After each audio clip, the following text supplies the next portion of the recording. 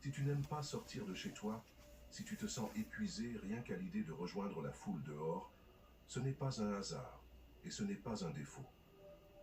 Ce que je vais te révéler dans cette vidéo, ce sont 6 vérités spirituelles que personne ne t'a jamais dites sur les gens comme toi.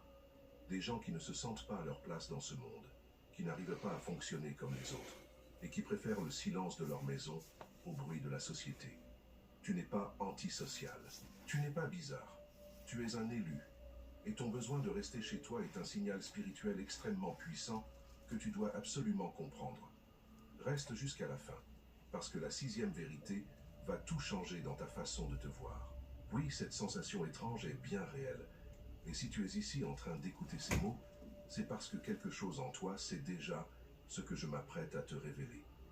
Tu n'aimes pas sortir de chez toi, et ce n'est ni de la paresse, ni de l'antisociabilité, ni un problème psychologique que tu devrais corriger. Ce que tu ressens, cette envie profonde de rester dans ton espace, de fermer la porte au monde extérieur, de te retrouver dans le silence de tes murs, c'est un signal spirituel que très peu de personnes sur cette terre sont capables de comprendre.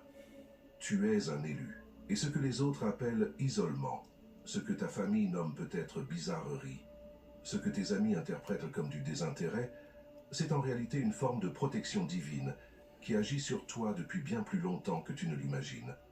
Aujourd'hui, je vais te dévoiler 6 vérités spirituelles sur les élus solitaires, 6 révélations qui vont transformer complètement la manière dont tu te perçois.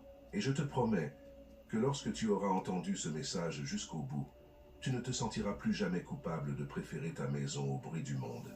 Depuis que tu es petit, on t'a enseigné que les gens sociables sont les plus heureux, que sortir, s'amuser, être entouré de monde est un signe de bonne santé mentale, de joie, de réussite. Mais toi, tu as toujours senti quelque chose de différent. Le monde extérieur ne t'attire pas comme il attire les autres.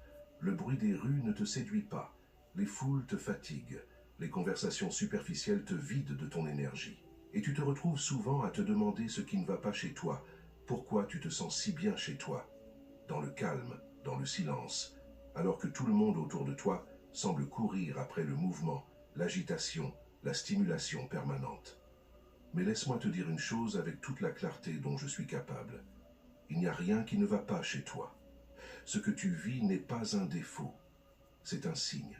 C'est la marque d'une âme qui a été choisie pour quelque chose de bien plus grand que ce que le monde ordinaire peut offrir. Et c'est exactement ce que nous allons explorer ensemble aujourd'hui.